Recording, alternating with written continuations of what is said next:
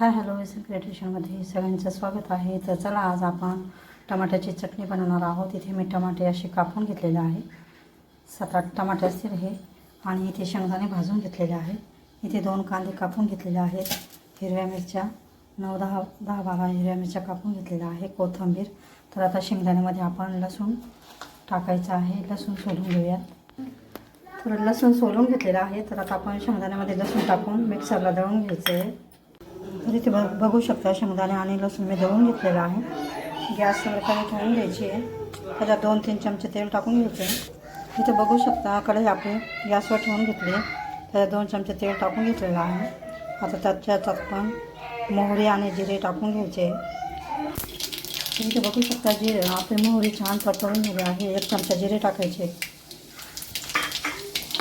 त्याच्यानंतर आता आपण कांदा टाकून घेणार आहोत.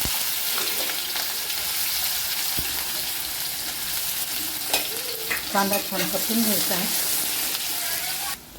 तर इथे बघू शकता कांद्याला छान परतून घ्यायचे. त्याच्यानंतर आता आपण कढीपत्ता टाकून घेणार आहोत.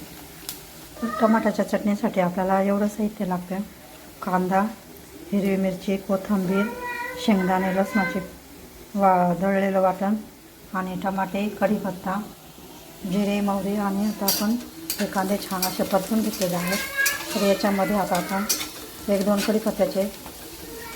कढीपत्त्याचे पानं याच्यात टाकून छान परतून घ्यायचं आहे. तर चला आता याच्यात कढीपत्ता टाकून घेऊ आपण. कढीपत्त्याला पण छान परतून घ्यायचे कांद्यामध्ये. तर आता आपला कांदा आणि कढीपत्ता परतून झालेला आहे. तर आता आपण हिरवी मिरची पण टाकून घेऊया. हिरव्या मिरचीला पण छान परतून घ्यायचे. इथे बघू शकता अशा पद्धतीने 5-10 मिनटं असे छान परतून घ्यायचे ते. तर इथे बघू शकता हिरवी मिरची पण आपली छान अशी परतून झालेली आहे.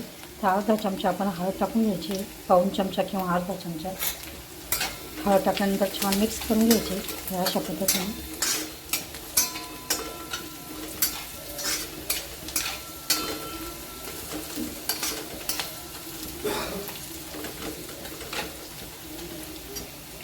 आपण कोथिंबीर टाकून घ्यायची.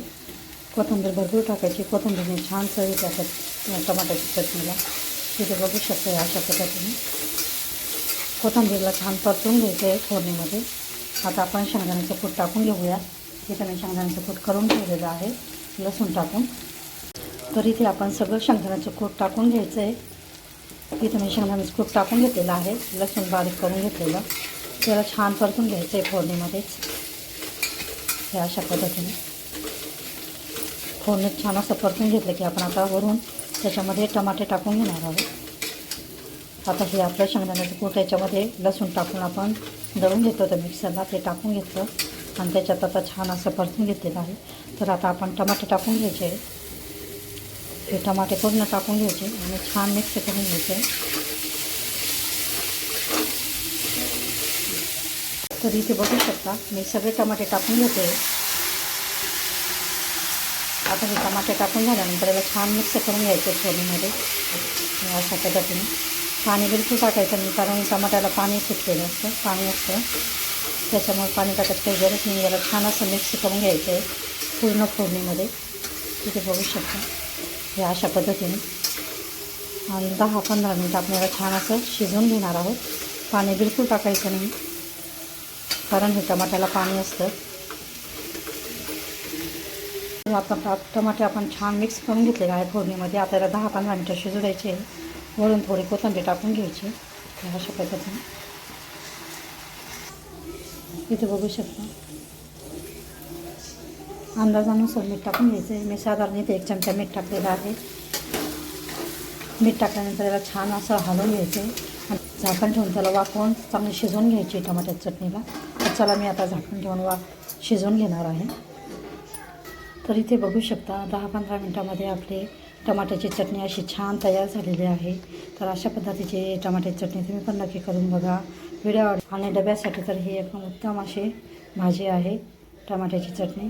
डब्यासाठी पण तुम्ही देऊ शकता आणि ही टमाट्याची चटणी तुम्ही भाकरीसोबत, पोळीसोबत, वरण भातासोबत, खिचडीसोबत पण खाऊ शकता.